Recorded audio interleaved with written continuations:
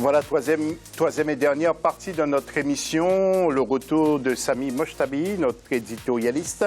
Bonsoir Sami. Bonsoir. Le grand Sami, le basketteur, et puis notre invité, toujours le grand gardien du TP Mazembe de la sélection des éléphants, M. Sylvain Gobohou, pardon. Et puis notre deuxième éditorialiste, M. Noureddine Sali. Et la question de l'FC.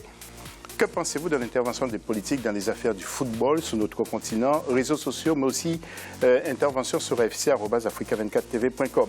Éliminatoire de la CAN des J20, non, c'est pas ça du tout, mais plutôt la finale de la Coupe de France de football. Et puis nous allons discuter aussi avec notre invité dans un autre décor, M. Stéphane Saint-Raymond, dans quelques instants. Juste après ce jingle, on développe.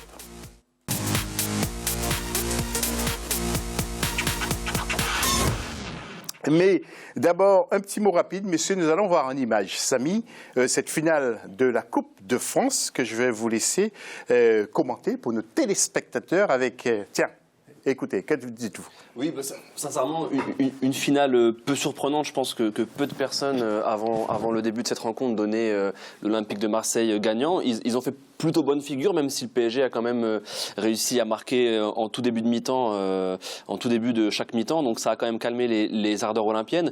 Donc une finale conforme à ce que l'on pouvait attendre, un PSG quand même assez largement au-dessus et plutôt gestionnaire, on va dire, sur ce match, puisqu'on n'a pas l'impression qu'ils ont vraiment lâché les chevaux pour gagner cette 10e Coupe de France et égaler le record de l'Olympique de Marseille. Noureddine. L'OM qui est venu à Paris pour sauver, on va dire, sa saison, espérant faire un exploit devant l'ogre parisien. Je pense que Paris ne pouvait pas rater cette finale-là pour maintes raisons. Le départ de Zlatan, il y a je veux dire, un nouveau vent qui est en train de souffler. On parle de l'arrivée de beaucoup d'autres joueurs. Je pense que le PSG a mérité sa victoire. C'était pas un grand PSG. Il faut le dire, hein, devant Marseille, mais on va dire l'expérience était là, le travail il était là, le fait c'est eux qui choisissaient le moment où on allait pour aller faire la différence et marquer. Mais sinon c'était un match en quelque sorte serré, surtout en première mi-temps. Sylvain, vous suivez de près ce Paris Saint-Germain, vous voyez évoluer dans ce championnat français ou pas, ou dans un autre pays européen? Si, bien sûr. C'est un bon championnat, voilà, un championnat très technique, où il y a des beaux joueurs, il y a des bons joueurs aussi. Un joueur comme Zlatan qui est à Paris, qui fait ses matchs comme tout match. Il y a des joueurs, il y a des beaux gardiens ici comme Monanda. Voilà, c'est un bon championnat. Oui, vous voyez évoluer, vous aimeriez dans les mois à venir évoluer dans ce championnat français ou pas? Oui. Vous souhaitez? Pas forcément, mais voilà, j'aimerais bien évoluer ici aussi. Oui, d'accord. Bien, en tout cas, on va voir ça. Merci, Sylvain, d'être venu sur notre plateau. On aura l'occasion de vous retrouver une nouvelle fois sur les antennes d'Africa 24. En tout cas, merci pour votre passage. Merci à vous. Merci, Sami. Bonne semaine. Merci. Et merci, M. Noureddine Sali. Je vous en prie. Voilà. Avant de changer de décor pour accueillir Stéphane Saint-Raymond qui nous attend sur un autre plateau, partons au Cameroun où le Premier ministre Yann Philémon a procédé à la visite des chantiers des stades en construction à Yaoundé. Commentaires et enquête de la rédaction d'Africa 24 et à tout de suite dans un autre décor avec Stéphane de Saint-Raymond. Au stade militaire où le Premier ministre a effectué son premier arrêt à mi-journée, l'évolution des travaux est perceptible. L'aire de jeu principale reçoit ses dernières touches de gravier tandis que la construction des gradins se poursuit. Malgré les difficultés rencontrées sur le site, tout est mis en œuvre pour accélérer les travaux. Le terrain il est trop enclavé. Il y a 4 entreprises qui interviennent, donc on est obligé d'ajourner quelques tâches. Donc on va commencer sur deux routes limitrophes au stade. Par contre, le parking, on ne peut pas le commencer tant qu'il y avait des entrées de toutes les entreprises. Ça, c'est pour le lot voirie. Pour le lot 4, c'est le lot éclairage. Éclairage, comme vous le savez, nous avons validé tout le dossier et ils ont fait la commande, c'est de l'importation. Il y a des travaux qu'on ne peut pas l'exécuter aussi parce qu'il faut terminer les tribunes. Donc les tribunes, il y a des caméras, il y a des panneaux d'affichage, tout ça. On ne peut pas mettre un afficheur sur un gradin qui n'est pas encore fini. Au sein des stades annexes numéro 1 et 2, les aires de jeu ne sont pas encore visibles du fait de la forte pluviométrie qui ne cesse de ralentir l'évolution des travaux. Au stade Omnisport Amadou Ahidjo, la réfection de l'aire de jeu évolue considérablement. Les différentes tribunes ont été rénovées et dotées de sièges pour celles qui n'en disposaient pas. Les entreprises sur le terrain ne ménagent aucun effort et les responsables des travaux font une prévision d'une fin imminente des travaux. Donc ce qu'on voit pour le génie civil, c'est on prévoit que le 30 juin fini, moyennant 2 semaines de retard pour la finition de la peinture, tout ça, donc vers le 15 juillet, ça va y aller. Par contre, pour l'aire du jeu, on est en train de le pousser pour qu'il puisse rattraper le retard qui a été fait. Du 19 novembre au 3 décembre 2016, le Cameroun va abriter la 12e édition de la Coupe d'Afrique des Nations de football féminin et en 2019, la CAN masculine. Et nous accueillons dans l'FC Stéphane Sérémon, directeur de la communication à la FIPRO Division Afrique, qui gère aussi les grandes opérations organisées par l'UNFP, telles que les récents trophées attribués en fin de saison, où plusieurs joueurs originaires du continent ont été aussi récompensés à Paris. Au cours de cet entretien, nous aborderons le rôle de la FIPRO, le projet ZCAR, un dossier important pour nos joueurs du continent. Il sera aussi question du congrès de la FIPRO à Kinshasa, au Congo, et la disparition de grands noms du football africain. Il s'agit de David Mayebi. Stéphane Sérémon, bonsoir. Bonsoir. Alors Stéphane, tout d'abord, est-ce qu'on peut redéfinir le rôle de la FIPRO Afrique? Le rôle de la FIPRO Afrique, c'est très simple. La FIPRO, c'est le syndicat mondial des joueurs. Et il y a quelques années, la FIPRO a décidé de s'organiser un peu à la manière de la FIFA, puisque les préoccupations ne sont pas les mêmes à Rio de Janeiro, à Tokyo ou à Kinshasa, par exemple. Et donc, on a décidé de s'organiser en divisions, avec 4 divisions. Une division Asie, une division Europe, une division Amérique et une division Afrique, puisque l'Afrique est un continent qui monte au niveau du football mondial et que nous avions besoin de traiter sur place les problèmes que rencontrent les footballeurs africains. Alors maintenant, Stéphane, le projet ZCAR, peut-on savoir plus sur cette initiative qui va sans doute révolutionner le football africain et qui sont concernés? Les amateurs et les pros? Non, c'est un outil. On avait besoin d'un outil à donner aux footballeurs africains, un outil qui puisse avoir sur eux, dont ils pourraient se servir tous les jours. Alors j'en ai ici, donc voilà, c'est ça, c'est une Z-card. Le principe de la Z-card, c'est quelque chose qui se déplie et qui nous permet d'entrer dans tous les thèmes que nous avons décidé d'aborder. Il y a 6 thèmes que nous avons décidé d'aborder pour aider le footballeur africain. Le contrat de travail, puisque aujourd'hui beaucoup de joueurs ont des contrats en Afrique, même s'ils ne sont pas toujours respectés malheureusement. On a vu les problèmes qui se sont passés dernièrement au Gabon notamment. Le contrat de travail, l'union, l'importance de l'union pour les joueurs, l'importance d'adhérer à cette union, le comportement. Parce que, ok, on défend les droits des joueurs, mais les joueurs ont aussi des devoirs, donc il ne faut pas qu'ils oublient leurs devoirs. L'hygiène de vie, qui est aussi très importante. L'hygiène de vie, c'est comment aujourd'hui un joueur peut calculer sa carrière pour durer, mais aussi, malheureusement, puisqu'on l'a vu dernièrement avec Ekeng, le Camerounais qui est décédé sur un terrain, faire pression sur les clubs pour que les joueurs aient des visites médicales, soient suivis régulièrement, expliquer aux joueurs qu'il ne faut pas s'auto-médicaliser, aller chercher des médicaments dans la rue ou faire des choses comme ça. Et aussi la nourriture, quoi manger avant les matchs, quoi manger après les matchs, voilà, ça c'est aussi important. Le 5e point, c'est les risques du métier, qui sont aujourd'hui en Afrique comme ils sont dans tous les autres pays. Tout le monde les connaît, notamment les agents, pas simplement pour les joueurs adultes, mais aussi pour les plus jeunes.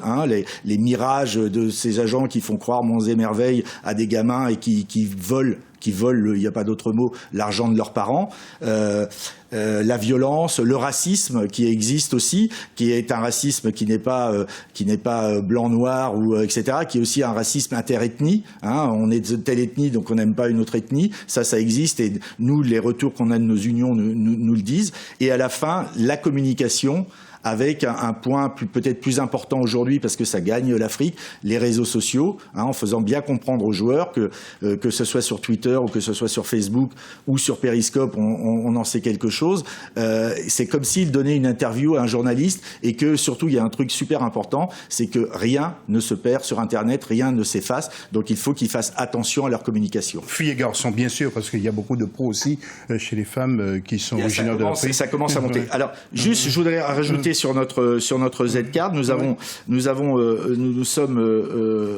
sommes aidés par tout un tas de grands joueurs du continent pour montrer aussi que dans les unions, on travaille avec les grands joueurs, même si on est là au départ pour servir les joueurs qui jouent dans le pays. Donc évidemment, on a Didier Drogba qui est notre président d'honneur et qui nous fait le plaisir et la joie de nous accompagner et de nous aider. Vincent Enyama qui est notre ambassadeur, le joueur de Lille. On a Pierre-Emerick Aubameyang qui représente un peu la jeune génération, j'allais dire, par rapport aux deux précédents. On a Robert Kidiaba, le gardien de but du TP Mazembe que tout le monde connaît, qui fête les victoires comme chacun sait. On a Mehdi Benassia, le joueur du Bayern. Il y a Kolo Touré, il y a Abdenour, il y a Ehsan El Hadari qu'on a choisi pour l'hygiène de vie justement parce que cet Égyptien qui a 43 ans, qui est gardien de but, vient d'être appelé en sélection égyptienne. Donc s'il a joué jusqu'à 43 ans, c'est pas pour rien. C'est bien qu'il a fait attention à son corps. Son corps, c'est son outil de travail. On a encore Thébo Gomonier qui est un joueur d'Afrique du Sud qui a été international et également André Ayou. L'important du message qu'il nous donne, c'est qu'il prouve aussi à la CAF, etc., que les grands joueurs sont avec la FIFPro Division Afrique, aident la FIFPro Division Afrique et s'investissent dans leur union nationale pour justement améliorer les conditions de vie et de travail de leurs frères qui sont, eux, au pays. Voilà, nous allons abandonner maintenant ce projet ZK. Stéphane, pour parler du congrès de la FIFPro, ce sera à Kinshasa, mais tout d'abord, hommage à un grand joueur qui a disparu, un ex-lion notable, c'est David Mayebi que nous allons voir en image. C'est quelqu'un qui est important aussi au sein de la FIFPro Afrique, Division Africa. David, ouais, comment vous dire, c'était le grand frère, c'était notre grand frère à tous, avec toujours des conseils aux jeunes unions qui nous rejoignaient. C'est un des membres fondateurs de la Division Afrique en 2007. Il est membre du board de la FIFPro depuis 2005. Ça a été le premier Africain membre de la FIFPro et il était toujours membre du board jusqu'au moment de son décès, malheureusement. C'est aussi quelqu'un qui, sur place au Cameroun, a su s'entourer de jeunes et a su préparer son avenir avec Jérémy Njitap et Metomo, qui avait une vision, qui employait le SINAFOC, qui est passé syndicat, ce qui est assez rare en Afrique et surtout en Afrique francophone, parce qu'on a peur des syndicats, parce qu'on a gardé la tradition française, malheureusement, alors que c'est pas du tout le cas en Afrique anglophone. Il y avait plus de 20 salariés. C'était la seule union de joueurs en Afrique qui était propriétaire de ses locaux. Il avait construit un immeuble exprès pour installer son syndicat. C'est une figure, c'est un ancien lion indomptable, c'est un grand ami de Roger Mila. C'est, disait-on, quelqu'un qui avait l'oreille de Paul Biya, le président de la République. Alors maintenant, le congrès de la FIFPro Afrique, ce sera... ça va être un congrès un peu étrange, un peu bizarre, parce qu'il va nous manquer quelqu'un, quoi. David sera plus là et je pense que ça va être le meilleur hommage qu'on va pouvoir rendre à David, c'est de continuer le combat, de continuer à travailler pour justement faire avancer la cause des footballeurs partout sur le continent, parce que David il était camerounais, mais il était aussi africain et il avait vraiment envie de promouvoir ce continent au niveau du football, qui a besoin d'être aidé, qui a besoin encore aujourd'hui d'être aidé, mais justement, en respectant la mémoire et en allant dans le chemin qui a déjà été tracé par David et les autres, on va pouvoir toucher au but un jour, c'est-à-dire faire que le footballeur africain ait un vrai statut partout en Afrique, qu'il soit défendu, qu'il puisse avancer, qu'il puisse faire vivre sa famille, qu'il puisse avoir droit à toutes les aides sociales que l'on peut rencontrer ailleurs. C'est possible, ça s'est fait. Là, dernièrement, au Ghana, il y a eu un super accord d'assurance qui a été signé pour l'ensemble des joueurs, avec une mise en place d'une caisse de retraite pour après leur carrière, ce qui ne s'était jamais vu ailleurs. Donc voilà, petit à petit, dans un pays avance, les autres copient et ça avance petit à petit et on arrivera très vite avec un jour, il faut l'espérer, la compréhension des présidents, pas simplement des présidents de la fédération, mais aussi des présidents de clubs, qui sont de plus en plus nombreux à comprendre ce qu'on fait, à vraiment aller au bout de notre travail, qui est simplement donner un statut, permettre à ces joueurs de vivre de leur métier, qu'on les reconnaisse comme étant des footballeurs professionnels, donc des salariés, et que à partir de ce moment-là, qu'on les libère aussi dans leur tête, parce que c'est pas facile, quand on sait pas très bien si on est pro, si on n'est pas pro, si demain on va pas déchirer votre contrat, etc. Regardez ce qui s'est passé au Gabon. Le contrat type signé par l'ensemble des joueurs, c'est 400 000 francs par mois. Du jour au lendemain, les présidents se sont réunis, on dit on va leur donner que 150 000 alors qu'ils avaient signé pour 400 000. Voilà, ça c'est un fait. Et les joueurs se sont révoltés, ils ont occupé les vestiaires, ils ont occupé les terrains pour dire non, nous on a signé pour 400 000, on veut 400 000. Voilà. Alors le message en tout cas Stéphane sur le Africa 24, c'est de s'adhérer à la FIFPro. Il faut que les gens qui travaillent dans les pays là où il y a du professionnalisme, j'espère qu'il y a peut-être quelqu'un qui va nous entendre là, en Algérie, au Nigeria ou au Sénégal, et qui est prêt à reprendre le bâton, des bâtons qui ont été pris par des gens comme Cyril Domoro en Côte d'Ivoire, Mustapha El Adaoui au Maroc, Anthony Bafo au Ghana, des grands joueurs qui ont décidé de s'investir pour les autres, redonner un peu, défendre, et qui connaissent les réalités du football africain. Nous, on survole, on organise, on n'est pas au quotidien avec les joueurs, c'est eux qui font le travail sur le terrain et qui le font de mieux en mieux, chaque union est de mieux en mieux organisée et on va réussir à toucher au but, et c'est ce qu'on va prouver lors de ce congrès à Kinshasa les 25 et 26 mai prochains. Voilà, bien bonne chance Sodru, Stéphane, bonne continuation dans votre action. On est prêt en tout cas. D'accord. Voilà en tout cas ce qu'il fallait retenir de la FIFPro Division Afrique et notamment le projet Z-Car. Vous aurez d'autres informations sur ce sujet. Nos joueurs doivent être protégés, vous l'avez compris.